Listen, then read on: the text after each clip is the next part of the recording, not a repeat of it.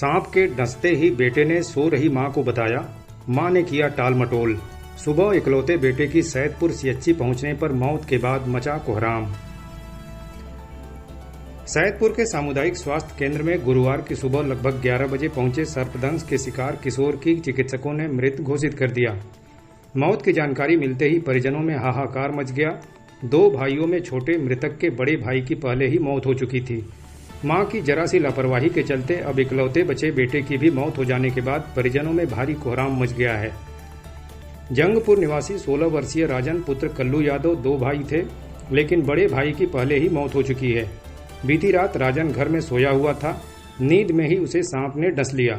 सर्पदंश की चुभन से अचकचाकर उठे किशोर ने मां को रात में ही बताया कि उसे कुछ काटा है, लेकिन मां ने उसकी बात को अनसुना करके कहा कि मच्छर या कोई साधारण कीड़ा रहा होगा। इसके बाद दोनों फिर सो गए।